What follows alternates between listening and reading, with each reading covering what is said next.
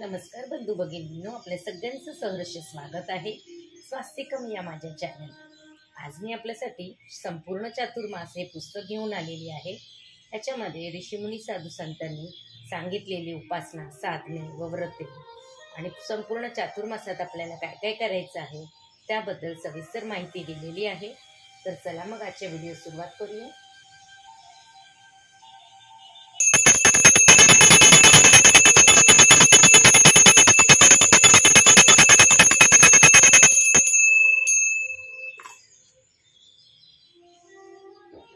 नैवेद्य अर्पण करते।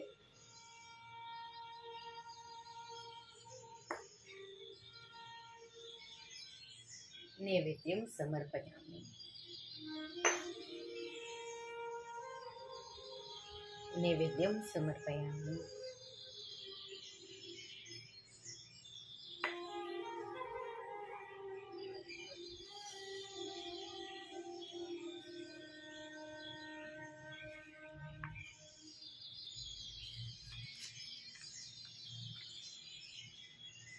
ओम गणपतये नमो नमः। श्री सिद्धिविनायक नमो नमः। अष्टविनायक नमो नमः।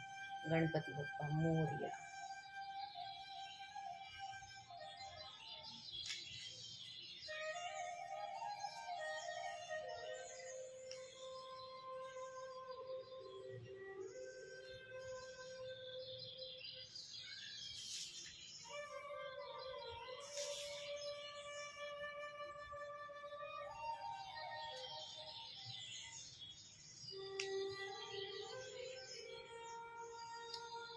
नराकडून नारायणाकडे। श्री गणेशाय नमः। श्री सरस्वतीभ्यो नमः। नराकडून नारायणाकडे। मानवाने जर शास्त्रशुद्ध साधना केली आणि आपले अंतःकरण पवित्र केले तर तो देवरूप बनू शकतो। समाजात धर्मसाधनेची वाढ होणे अत्यंत आवश्यक आहे। साधनेने मानवाचे आचरण शुद्ध बनते। आचार प्रभो धर्म या शास्त्रात आचार हा श्रेष्ठ मानला आहे। आचारातून धर्माची उत्पत्ती होते। धार्मिक आचरणाने मानवाचे आयुष्यही वाढते। धर्माचरण हे मनुष्याला श्रेयस्कर म्हणजे हितावह होत असते। त्यामुळे भूलोकी कीर्ती व परलोकातील सुख प्राप्त होत असते। परमेश्वर सर्व सद्गुण संपन्न आहे। त्याचा धर्म पाळणारा मनुष्यही सदाचार संपन्न असावा। सदाचाराचे माणूस शुद्ध होत होत खरा धार्मिक बनतो।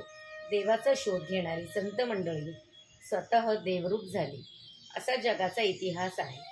चातुर्मासातील साधना ही मानवाला देवरूप प्राप्त होण्यासाठी आहे। ही विशाल ध्येय डोळ्यांसमोर ठेवून प्रत्येकाने साधना केली पाहिजे। स्नान महिमा। चातुर्मासाच्या काळात भगवान विष्णू शेषावर बसून जलाशयात निद्रा घेत असतात।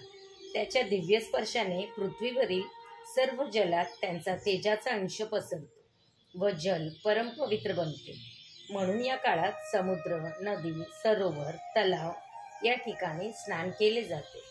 परमश्रद्धेने केलेले स्नानामुळे शरीर व मन हे पवित्र बनतात। मन पवित्र झाले की हातून पुण्य कार्य होऊ लागतात। पवित्र नदीत स्नान करून यावे व आपल्या घरी येणारे पाणी हे गंगा आहे याची पूर्ण जाणीव व श्रद्धा ठेवावी। शिव आणि विष्णू पूजन। चातुर्मासाच्या काळात भगवान शिव आणि भगवान विष्णू यांचे पूजेचे विशेष महत्त्व मानले आहे। श्री विष्णूची तुळशी दले वाहून रोज पूजा करावी। ही तुळशी दले श्रीहरीच्या मस्तकावरील व चरणकमळावर अत्यंत प्रेमाने अर्पण करावे। श्रीहरीच्या षोडोपचार पूजेसाठी पुरुष सूक्तातील 16 त्रिचांचा उपयोग करावा।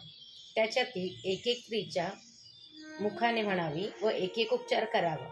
तुळसी हे लक्ष्मीचे रूप असल्यामुळे श्री विष्णूंना फुलांपेक्षाही तुळसी अधिक प्रिय आहे।